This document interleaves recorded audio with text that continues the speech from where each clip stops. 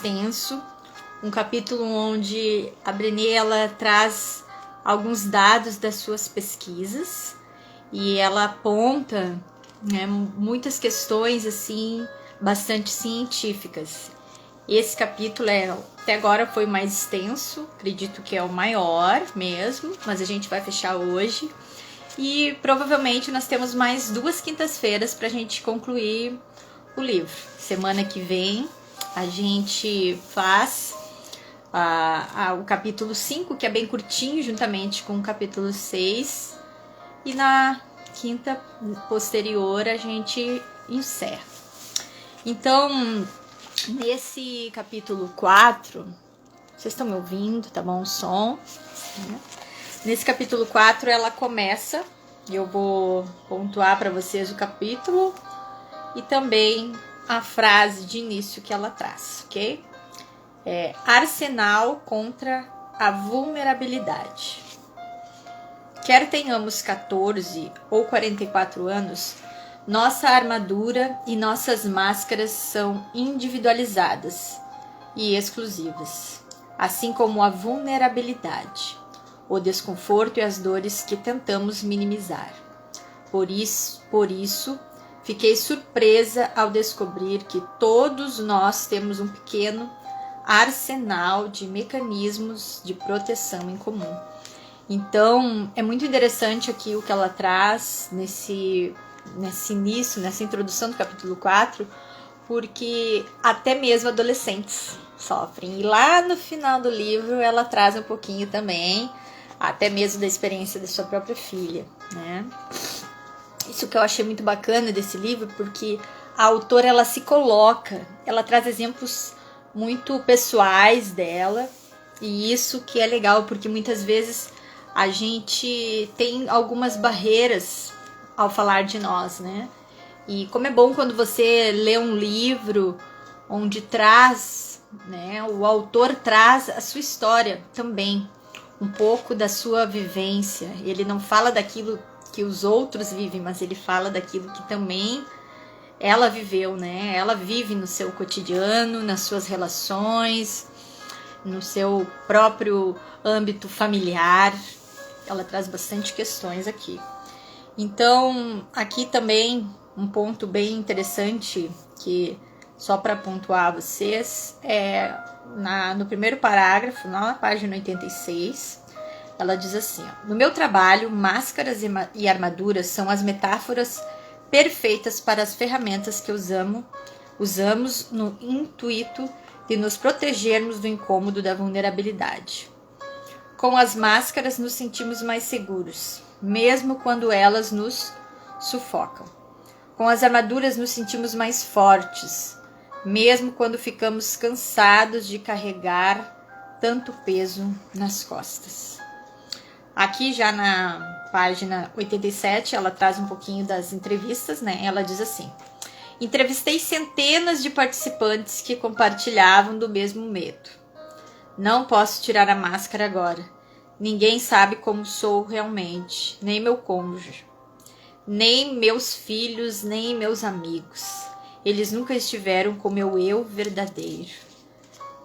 Para dizer a verdade, nem eu mesmo tenho certeza de quem sou por baixo disso tudo. Forte, né? Então, essa questão não foi de um, não foi de dois. Tanto que ela coloca, né? Foram várias, centenas de participantes que trouxeram essa questão do medo. Muitas vezes as pessoas, elas não têm medo somente de outras pessoas. Elas carregam um medo de si mesmas por elas ainda não serem as pessoas que elas gostariam de ser.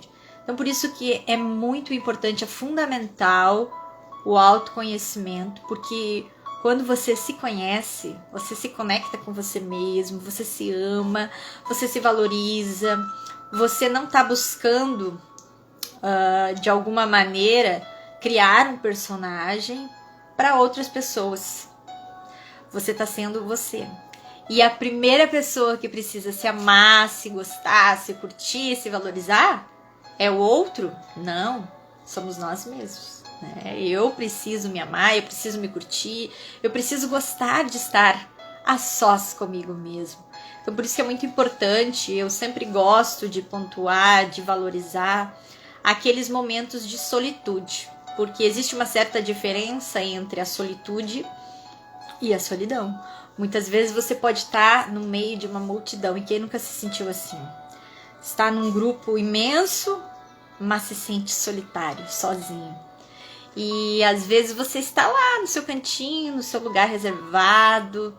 Eu gosto muito de praia, né? Então, coisa linda que quando você vai para uma praia, assim, principalmente agora que não pode, né? Aglomerações, muita gente.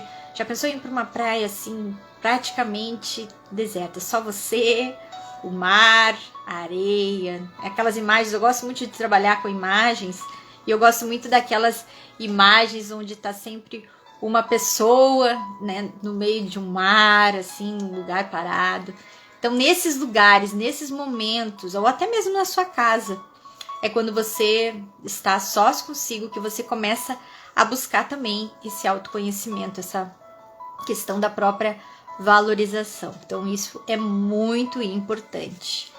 Aqui, ela traz algo que é o oposto do que nós já vimos lá, acredito que foi lá no primeiro capítulo, no início do livro, sobre aquela questão da mentalidade de escassez, né?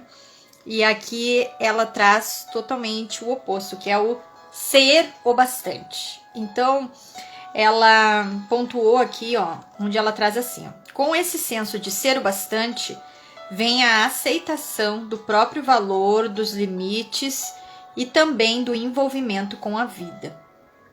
Eu sou o bastante. Dignidade versus vergonha. Já chega. Limites versus vontade de vencer, sempre e comparação. Mostrar-me, assumir riscos e deixar que me vejam é o bastante. Envolvimento versus desmotivação. Então, essas questões aqui, ela pontuou nesse início aqui do capítulo. Então, ninguém é capaz de abraçar a transparência e a vulnerabilidade sem reservas, hesitação ou medo. Então, é a questão do enfrentamento. É preciso você enfrentar tudo isso, não que você não vá ter, né? E aqui, ao longo do livro, eu achei muito interessante, eu gostei muito das partes onde ela traz os maiores pontos da sua pesquisa, tá?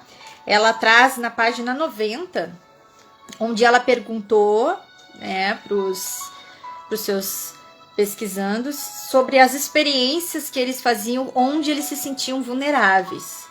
E ela traz aqui alguns tópicos que eu achei muito interessante, que é, eles colocaram assim, ó: eu me sinto, ou já senti, mais vulnerável quando. Eu vou falar e você preste atenção se você já se sentiu em algum momento ligado a isso. Olho para os meus filhos dormindo. Admito como amo meu marido, minha esposa. Reconheço como melhorei. Amo meu emprego. Passo alguns dias com os meus pais. Observo meus pais brincarem com os meus filhos. Penso no relacionamento com meu namorado, minha namorada. Fiquei noiva ou noivo. Estou em remissão. Deu uma doença grave. Engravidei. Fui promovido. Me sinto feliz e estou apaixonado ou apaixonada. Essa parte aqui, para ela, realmente foi uma surpresa quando as pessoas colocaram a própria questão da felicidade, do estar feliz. Essa parte aqui ela traz, né, depois ao longo do livro, que para ela realmente foi uma surpresa. E muitas vezes as pessoas, ela relatando aqui o livro, elas assim se preocupam, como se, agora eu estou feliz, alguma coisa ruim vai me acontecer, não vou, né, permanecer, a felicidade dura pouco. Isso são crenças, né, limitantes que existem em muitas pessoas, onde não se permite viver a alegria, desfrutar daquele momento prazeroso. E aqui ela começa, né, a pontuar também a importância da gratidão. E pessoal, eu gostaria de deixar aqui uma sugestão, uma dica. Eu faço isso todos os dias. Isso é assim, ó, sensacional. Acordar o dia com a gratidão. Ontem foi o Dia Mundial, né, da Gratidão, dia 6 de janeiro. E eu até coloquei ali no store para saber pelo que você é grato. Quais são as pessoas que você é grato? Você pode estar colocando isso, as pessoas no quais vocês são gratas. A gente é grata a tantas pessoas que passam pela nossa vida, né? Seja bem-vinda, Urânia.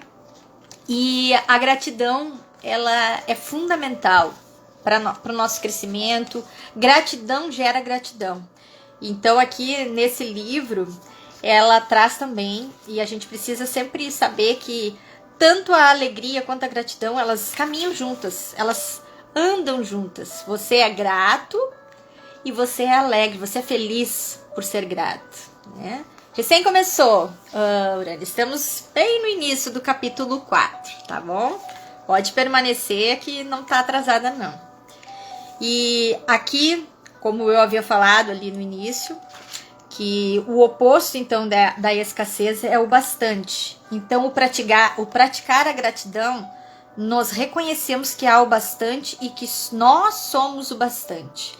Então não é assim, eu não posso ser feliz pleno. Vocês lembram lá no capítulo 2, se você ainda não assistiu todas as lives, no capítulo 2 a gente falou bastante sobre a plenitude, ser pleno.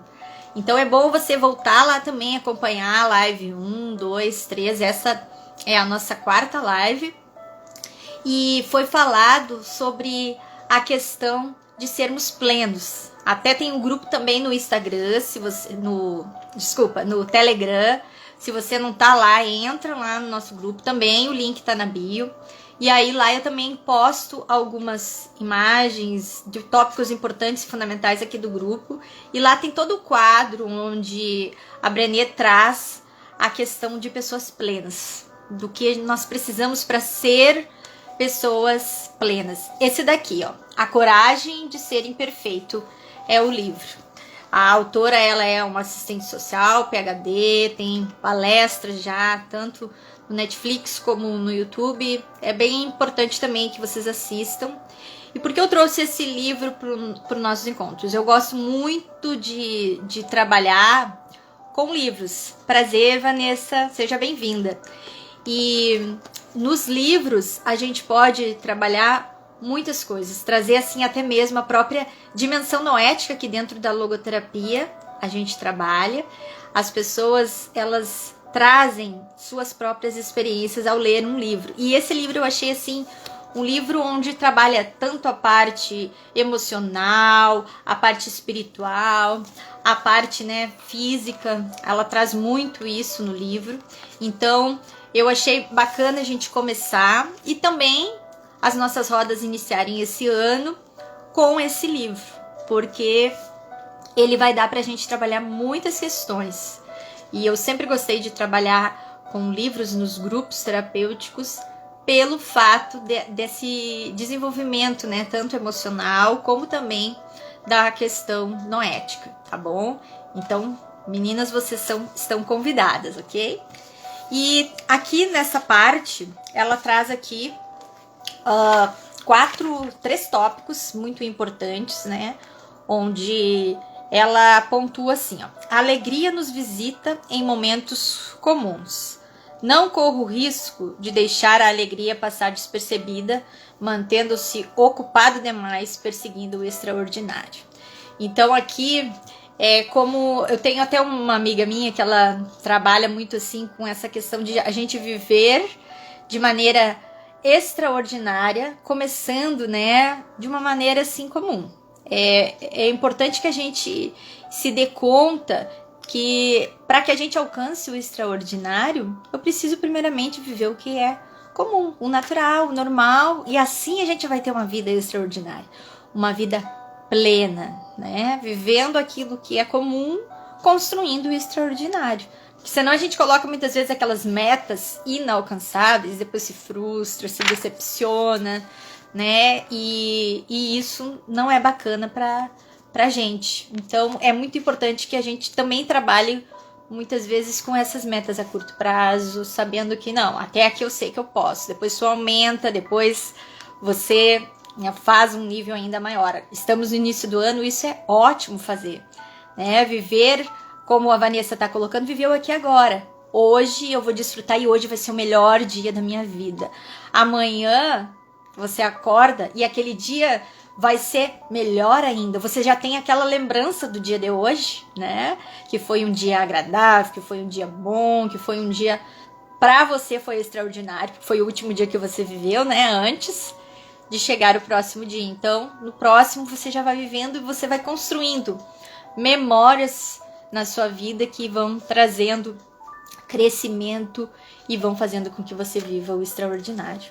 Ser grato pelo que tem, sabe? A importância de você colocar essa gratidão por tudo. Agradeça porque onde você mora, agradeça porque você está vivo. Nós estamos vivendo aí uma grande pandemia que a gente não sabe até quando vai, né?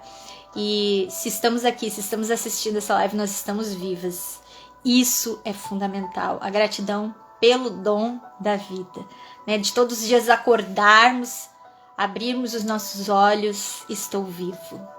Que tantas pessoas estão aí num leito, né, de hospital, querendo viver, mas estão assim, realmente chegando o limite, né? E às vezes a gente não é grato por estar com saúde, por ter essa liberdade que nós temos, do acesso a tantas coisas. Vamos aprender a ter esse coração mais grato, né? E não desperdice a alegria. É inútil se preparar para a tragédia e para a perda. Isso ela traz aqui para que a gente consiga, né? E a gente pare um pouquinho de ficar às vezes prevendo, se impedindo de viver a alegria momentânea. Não. Ai, vai ser daqui a pouco alguma coisa ruim vai acontecer. A gente tem que ter o controle. Não que às vezes não venha, né? Pode vir sim alguns tipos de pensamentos. Eu sempre, né, nos meus atendimentos com dependentes químicos, eu sempre trabalhava isso com eles. Não que eles não fossem pensar e lembrar em algum momento da substância, dos usos, mas eles tinham que ter o controle sobre aquilo. Não é porque ele pensou em querer usar a droga que é para ele sair correndo lá procurar. Assim como a gente, né? As mulheres que muitas vezes gostam de chocolate. Ai, hoje eu tô com uma vontade de comer chocolate, mas ela numa dieta. Não. Então eu sei que eu não posso.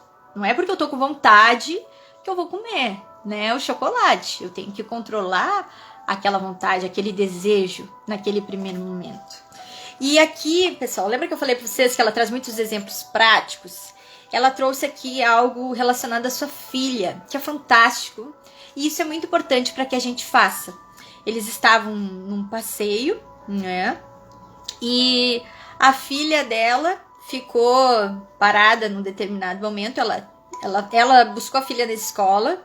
E aí elas ficaram paradas, foram para um espaço onde a filha dela ficou assim muito impactada. Estava muito feliz com aquele momento. E simplesmente ela parou tudo, fechou os olhos, respirou fundo, ficou assim em silêncio e ficou guardando aquele momento.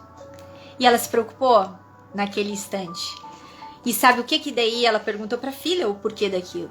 E ela disse: estava tirando uma foto da memória. O que é isso? É guardando aquele momento.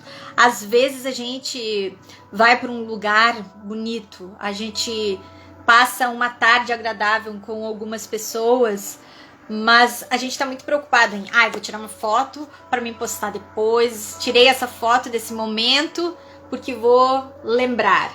E aí às vezes tu esquece, porque tu estava tão preocupado com a pose, com o cabelo que tinha que estar bem arrumado na foto. E essa foto da memória é que você para tudo e desfruta. Talvez lá no momento onde você está triste, em algum momento onde você, né, estaria com vontade de estar naquele lugar, mas não pode, por alguma questão, você vai ter na sua memória aquela foto. Então isso é muito importante que eu faça. Desfrute, é estar presente, é estar naquele lugar, é o que nós chamamos na logoterapia dos valores vivenciais, você aproveitar aquele momento. Então, em vários pontos aqui do livro, eu percebi isso e eu achei muito interessante que esses exemplos práticos trazem isso, né? A gente precisa aprender a viver cada momento das nossas vidas com grande intensidade. É essa que é a questão que faz com que nós venhamos a viver vidas plenas. Na página 98 e na página 99, ela começa a tratar sobre o perfeccionismo. E aqui são muitas coisas, pessoal, né? Ela traz, assim, vários pontos, várias questões muito interessantes. Eu não vou estar lendo todas elas para vocês, mas lá no grupo do Telegram depois eu vou tirar uma foto e vou postar. Se você ainda não tá, entra lá. Mas eu vou colocar aqui para vocês alguns pontos, né? Pelo menos um, né? Do que ela traz que não é perfeccionismo e do que seria a definição de perfeccionismo. Um de cada um, tá? O primeiro, perfeccionismo não é. Perfeccionismo não é se esforçar para a excelência. Perfeccionismo não é não tem a ver com conquistas saudáveis e crescimento. Perfeccionismo é um movimento defensivo. É a crença de que se fizermos as coisas com perfeição e parecermos perfeitos, poderemos minimizar ou evitar a dor da culpa, do julgamento e da vergonha. E agora, uma das definições de perfeccionismo é: o perfeccionismo é autodestrutivo, simplesmente porque a perfeição não existe. É uma meta inatingível. Então, muitas vezes, vários problemas, né, emocionais são decorrentes de um perfeccionismo, onde muitas vezes você exige do outro, exige primeiramente de você, né? Você é perfeccionista até mesmo consigo, sabe? Aquela necessidade de que tudo seja perfeito, de que você não erre, você não se dá o direito muitas vezes de falhar. Isso leva muitas vezes a vários problemas emocionais, né? A um estresse. Então, cuidado com isso, tá? Aqui o outro subtópico que ela traz é viver com ousadia, apreciar a beleza das falhas. Quando nós falhamos, quando nós erramos, nós aprendemos, nós crescemos, nós amadurecemos. E eu gostaria muito aqui de compartilhar também com vocês algo bem pessoal, algo meu, né? Onde eu mesmo, em vários momentos, eu não me permitia falhar, eu não me permitia errar. Eu precisava, né, estar sempre com tudo aquilo em perfeição, com o controle da minha própria vida. Sabe? Quando você tem aquela necessidade de que tudo seja do jeito que você planejou, da maneira, e a gente não tem esse controle. A gente pode sim e deve colocar algumas metas, planos, mas a gente precisa também estar pronto para algumas mudanças, algumas adaptações, né? E se às vezes a gente não tem essa flexibilidade para isso leva a um adoecimento. E é muito doloroso, né? Quando você se vê adoecido diante desse próprio perfeccionismo. Então, é fundamental que a gente cuide isso na nossa vida, no nosso cotidiano. E também nas nossas relações. Porque se eu não me permito errar, eu também não exijo que o outro erre em nada, sabe? Então, isso é algo que é fundamental para os nossos relacionamentos também. Então, independente de nos encaixarmos num ou outro tipo, se quisermos estar livres do perfeccionismo, precisamos fazer a longa travessia do que as pessoas vão pensar. Para o eu sou bastante. Essa jornada começa com resiliência, vergonha, amor próprio e a aceitação. Vocês viram só? O eu sou bastante, basta. Não precisa ficar preocupado. Mas o que vão pensar? Mas o que vão falar de mim? Mas como que vai ser? O que eles vão, né, estar de alguma maneira pensando sobre a minha pessoa? Não. Eu sou bastante. Isso basta. Você precisa estar bem. Você precisa se amar.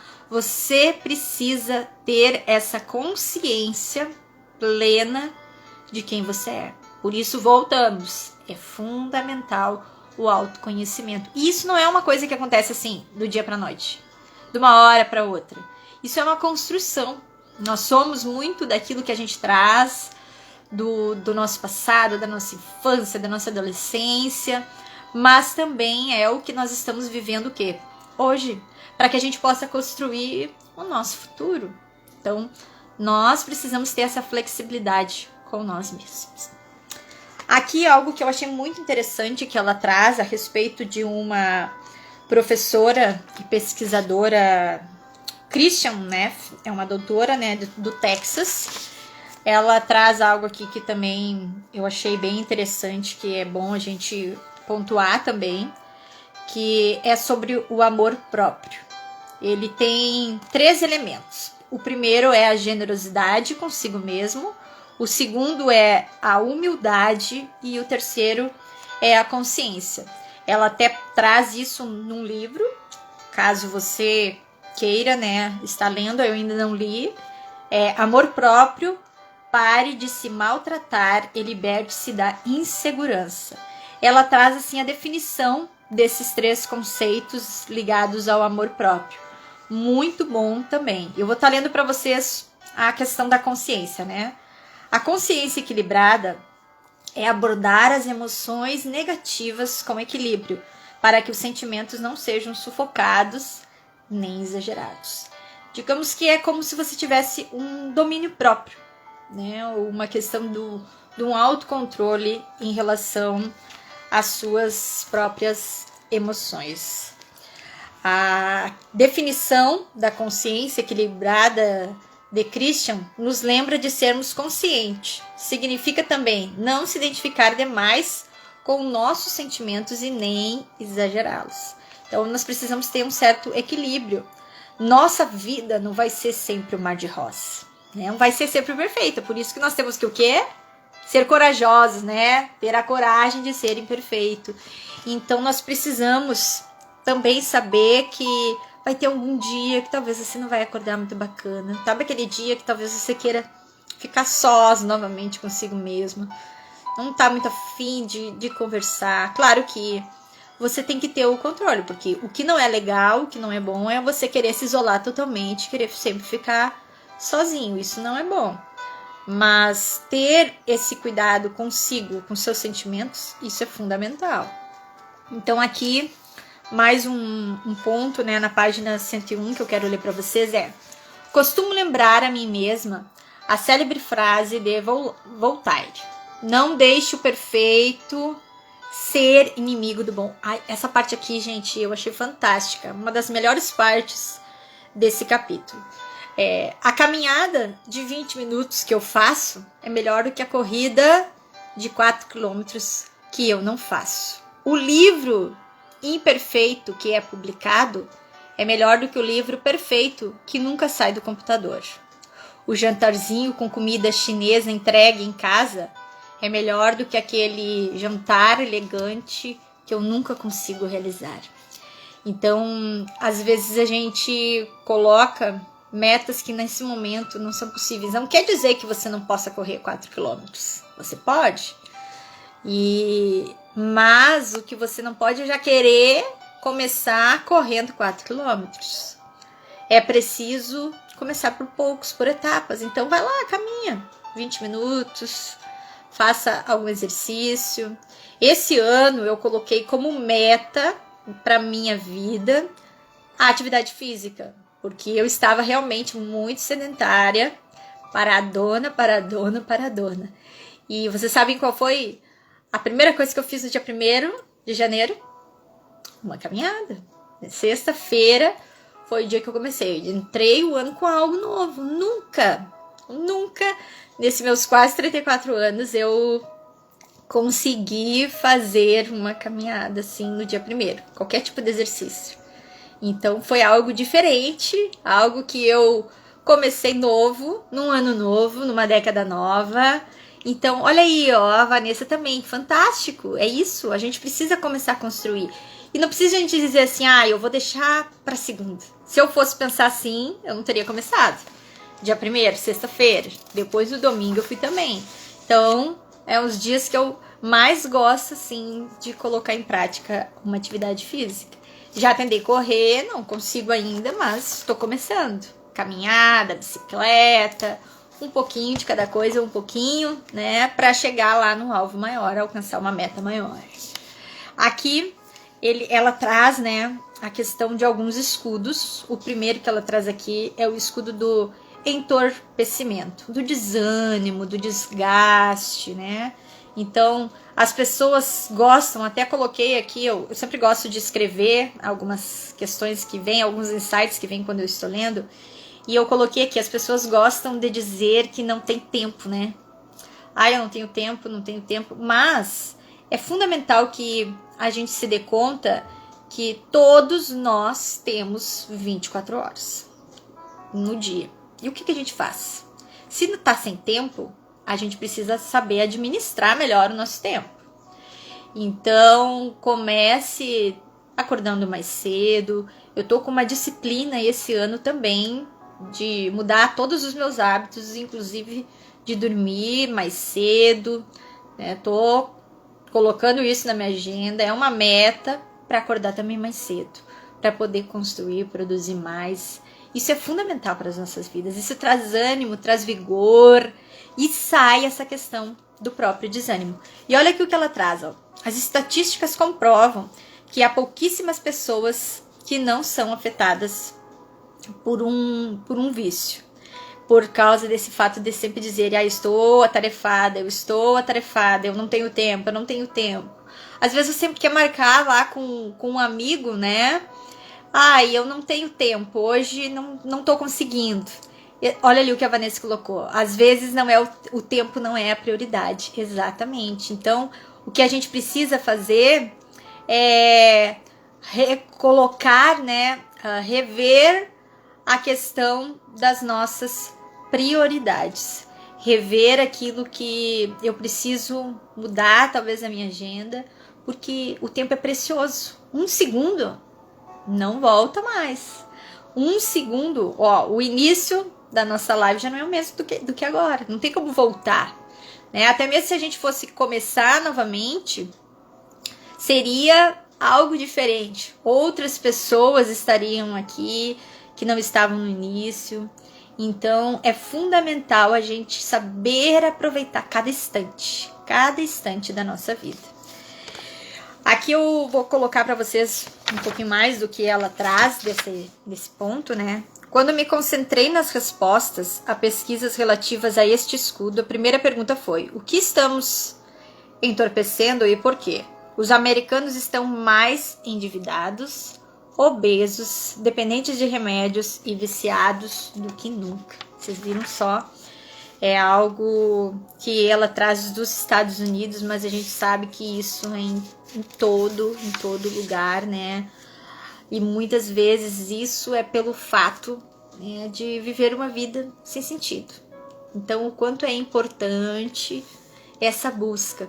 E o Frankl, ele traz que o sentido, ele é individual. Ele é de cada pessoa. O sentido da minha vida não é o mesmo, né, da Urânia, não é o mesmo da Vanessa.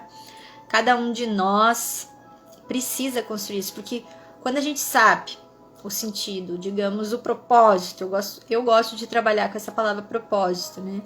O propósito, eu sei que determinadas coisas eu tenho que deixar, porque não estão dentro daquilo que eu tenho como objetivo viver. E assim eu consigo ser mais plena, mais feliz, mais realizada, certo? Então, é fundamental a gente construir esses hábitos. Viver com ousadia, impor limites, encontrar bem-estar verdadeiro e cuidar do espírito. Esse é um outro subtítulo que ela traz dentro desse capítulo. Então, ela traz aqui mais uma vez as entrevistas, né?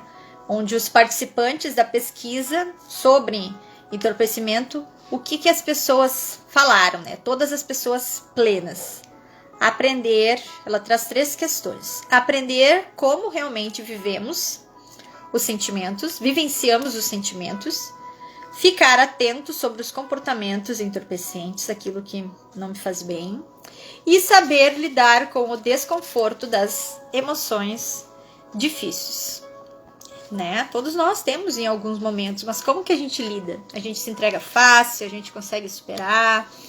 Algo que o Frankl também sempre apontou é que quando se tem uma situação onde a situação não muda, quem precisa mudar? Sou eu, né? Nós não somos livres de, nós somos livres para. O que eu vou fazer com determinadas situações difíceis da minha vida? E na página 107, algo que é muito importante também, e que a gente sabe que nesse tempo, nesse século XXI, é uma das coisas que mais se fala.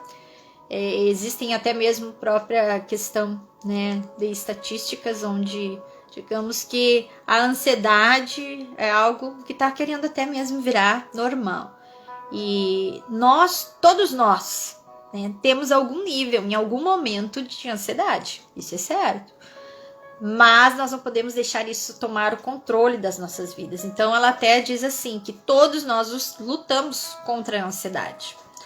A melhor maneira para lidar com a ansiedade estrutural é uma combinação de medicamentos e terapia.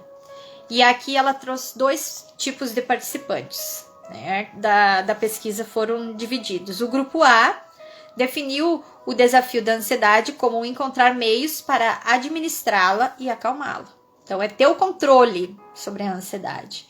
Quando vier, você não pode deixar aquilo te dominar. Eu já atendi vários pacientes extremamente ansiosos, né? E que começaram a trabalhar, começaram a desenvolver algumas questões para ter esse controle, para amenizar e até mesmo reduzir totalmente a ansiedade, até mesmo para provas, concursos, né? E aqui no grupo B, ela trouxe que o problema, definiu o problema como mudar os comportamentos que levam à ansiedade. Então, mudanças de comportamentos. Aqui na página 109, né, como o nosso tempo tá indo e a gente ainda tem algumas páginas aqui, eu vou colocar para vocês aqui algo que foi pontuado também por ela, que viver uma vida emocionalmente saudável tem a ver com impor limites, gastar menos tempo e energia se preocupando com as pessoas sem importância e enxergar o valor de se trabalhar para ter um vínculo de maior qualidade com a família e os seus amigos próximos. Isso daqui também eu achei muito, muito bom. Aprender, né, a dizer não. Quantas vezes você talvez esteja aí querendo dizer não para determinadas coisas, mas em prol de querer agradar o outro, você se desagrada e você diz sim. Aí você fica mal, você nem desfruta daquele momento. Um convite, por exemplo. Ai, vamos hoje jantar fora, vamos lá comer uma pizza. Você não tá com muita vontade, mas foi aquela amiga que pediu para você ir, aí você vai. Mas depois você se culpa. Ai, porque eu fui, porque eu saí da minha dieta, eu fui só para agradar e acabou te prejudicando. Então, tome cuidado. Aprenda a dizer não para algumas coisas que não te façam bem, que não estão de acordo com aquilo que você está querendo viver naquele momento. Então, o apoio, né? Aqui eu vou colocar aqui para vocês algo que ela traz na página 110, que pode conversar por meia hora com alguém pela internet.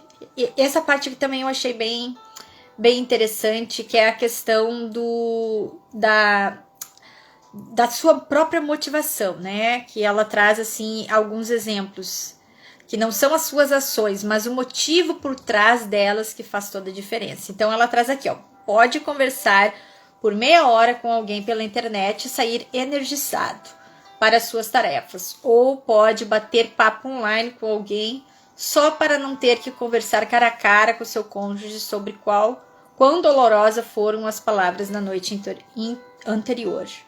Então, né, o primeiro, no caso, é uma questão do próprio apoio, onde você, ao conversar com alguém, aquilo te traz ânimo, te traz vigor. Agora, a outra é uma forma de fuga, porque você tem um problema para resolver e você não consegue enfrentar aquela determinada situação. Então, o quanto é importante, né, você também cuidar muito das suas próprias motivações. Qual é a intenção de determinadas coisas na sua vida? Então, aqui tem um ponto que eu também quero pontuar, colocar para vocês. Tem mais partes, né, bem interessantes do livro, mas agora eu vou só colocar para vocês depois os próximos escudos que ela traz, assim, listar. Mas aqui do próprio livro, para a gente encerrar, eu vou ler essa parte aqui, ó, lá na página 111, que ela traz assim, ó. Na pesquisa, a espiritualidade surgiu como um guia fundamental para as pessoas plenas. Não estou falando de religiosidade, mas da crença profunda arraigada de que estamos inexoravelmente ligados uns aos outros por uma força maior do que nós mesmos. Uma força que é amor e compaixão. Então essa parte aqui eu achei muito bacana. Um dia eu quero conhecer a Brené, né, para conversar com ela e perguntar até para ela se ela conhece a logoterapia. Provavelmente sim, né? Ela é uma estudiosa.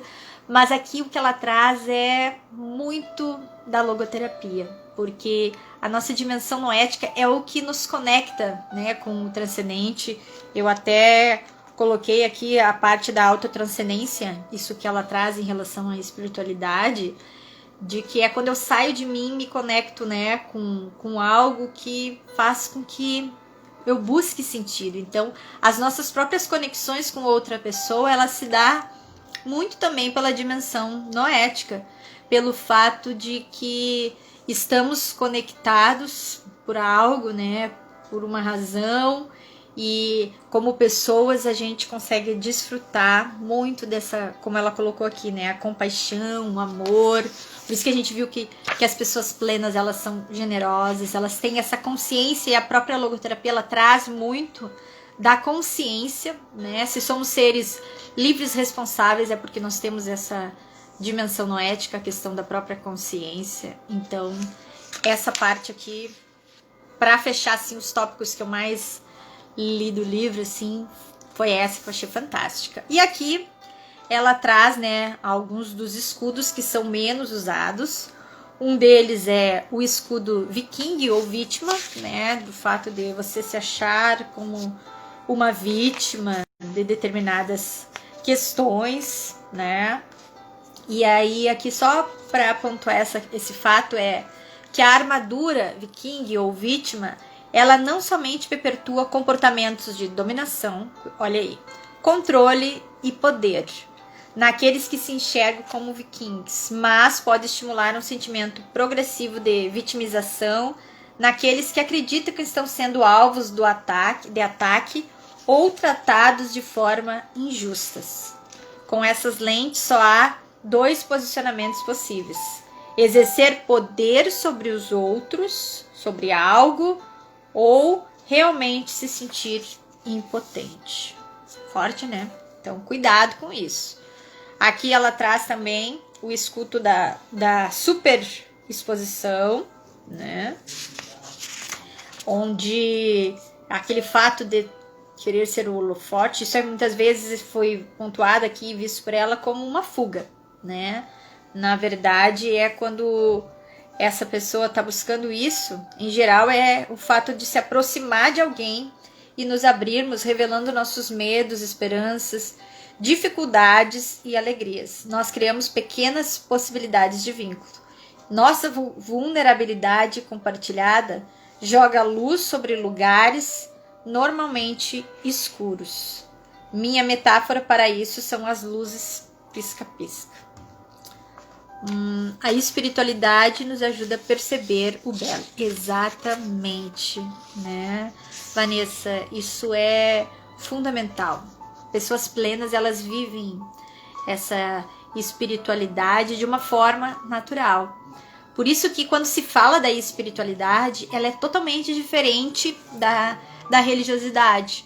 Porque as pessoas às vezes falam disso, até Frankl, quando ele trouxe a dimensão espiritual, ele teve que modificar para a dimensão noética para não ser associado à questão da religiosidade, porque a religiosidade ela remete muito talvez em determinados momentos, e a espiritualidade é todo o momento. Não tem como eu deixar de viver a espiritualidade agora eu estou vivendo, porque livros traz muito sentido para mim. Isso é algo que é fundamental na minha vida. Desenvolve muito o meu noético. Quando eu estou lendo um livro agradável, um livro que me faz eu pensar sobre as minhas ações, sobre determinadas questões. Então, é fundamental desenvolvermos isso. Até mesmo a própria logoterapia, ela traz que essa dimensão noética, ela não adoece. Muitas vezes ela pode estar o que? Abafada, escondida, mas não há adoecimento nela. Então, por isso que é fundamental a gente viver uma vida de sentido. Olá, Marcelene, tudo bem? Marcelene, minha colega querida, que também eu sei que está lendo o livro, não sei se ela já concluiu o livro, mas eu sei que ela está lendo. E aqui o escudo, né, de invadir e roubar. Se o holofote tem a ver com usar mal a vulnerabilidade, a segunda maneira de superexposição tem a ver com a prática de usar a vulnerabilidade como uma ferramenta de manipulação. Forte isso daqui, né? Outro escudo que ela aponta, e a gente já está encerrando, é o escudo zigue-zaguear. Então, é aquilo que você, né, tá tentando controlar uma situação, então você muitas vezes acaba dando as costas para ela, finge que não tá acontecendo, tá fugindo, né? Como se fosse uma fuga. E isso acaba o quê? Sendo muito, muito cansativo o que ela traz aqui, né? Porque você corre de um lado, corre para o outro, isso traz um grande desgaste. Aqui no escudo da desconfiança, crítica, frieza e crueldade. Então, essa parte aqui também eu coloquei que se a sua decisão, essa parte eu achei bem interessante, e ela é a última, e depois eu só vou estar lendo para vocês lá na página 126, o fechamento, é que ela traz assim, ó: se a sua decisão for entrar na arena e viver com ousadia, prepare-se, olha só, prepare-se para dar a cara a tapa. Sabe quando você quer criar algo novo, quando você quer construir, quando você sabe o seu valor, tem uma identidade extremamente bem alicerçada, você vai lá e quer construir, pode saber que vão vir muitas críticas, que vão vir algumas questões para querer te impedir. Então você tem que saber muito bem o que você quer, né?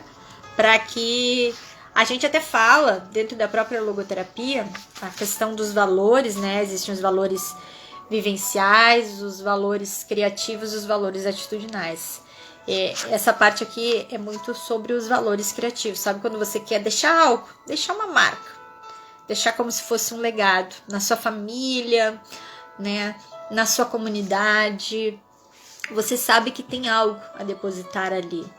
Então, se isso faz sentido para você, vai lá, construa, faça valer a pena. Não seja impedido pela crítica dos outros, que não estão fazendo o mesmo que você.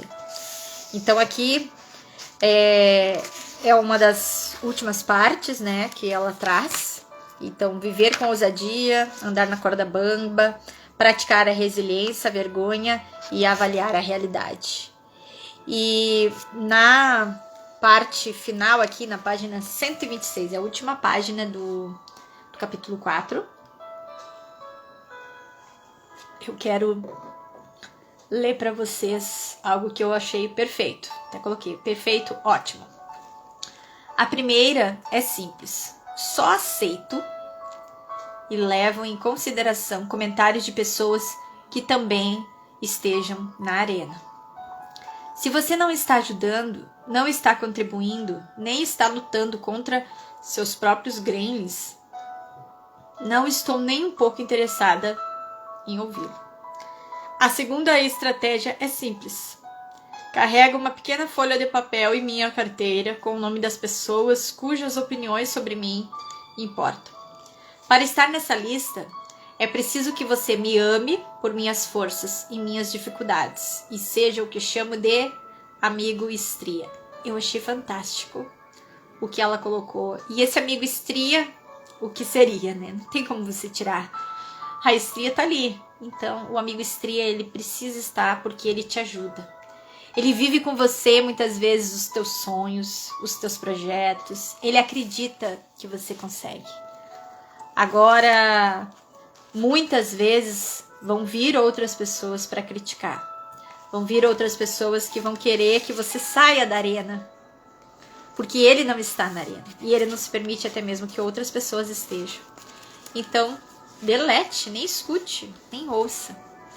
Eu digo para vocês que em alguns momentos da minha vida eu tive que fazer isso. E você vai ver, né, na história, assim, no início do livro até a gente viu que a Brené trouxe isso também, de que ela foi muito criticada em alguns momentos, ela passou, né, por isso também, e todos nós vamos passar se nós quisermos fazer algo. Irmos em luta de algo que a gente acredita, que a gente sonha, que a gente deseja, e não seja impedido por aquelas pessoas que não estão fazendo o mesmo que você, que não estão construindo e que talvez não tenham os mesmos objetivos que você. Para elas, talvez o que você tem como desejo não é o mesmo. E aí ela vai te dizer, opa, mas isso é impossível. Isso não tem como. Se você acredita, se isso faz sentido para você, vai lá e realize. Seja responsável por aquilo que você deseja alcançar. Coloque isso como uma meta, como um alvo para esse ano de 2021. Estamos aí na primeira semana, né? Ainda nem encerrou a primeira semana do ano. E viva uma vida plena. Esse livro tem sido muito bom para mim. Eu comecei ele no ano passado, né, início ali de dezembro, e estou lendo, como eu falei, desde o início eu não estou lendo ele assim, senão eu já teria terminado. Eu estou lendo ele cada capítulo que a gente vai conversando durante a semana, para que eu possa, né, chegar aqui também fresquinho. Esse capítulo de hoje eu terminei de ler agora à tarde, um pouquinho antes da gente começar. Então, eu espero que você também seja uma pessoa plena, que você tenha essa coragem e essa ousadia. Hoje a gente viu muito sobre ousadia, né? Seja ousado e viver uma vida plena. Vivendo o extraordinário diariamente, nas pequenas coisas, construindo isso. E deixando marcas positivas na sua própria vida e na vida daqueles que te cercam. Certo? Então, pessoal, agradeço. Estou muito contente de estar aqui. Hoje tivemos algumas pessoas novas, né, que não participaram das semanas anteriores. A Urânia tá sempre aí, né? E espero vocês semana que vem. Chamem outras amigas, convidem mulheres, né? Esse livro não é só para mulheres, tanto para mulheres como para homens. A roda que a gente vai fazer específico para mulheres, para a gente ficar mais à vontade para colocar algumas questões. Tá certo, Vanessa? Um beijo, muito obrigada e até semana que vem no mesmo horário, às 18 horas na quinta-feira. Tchau, tchau!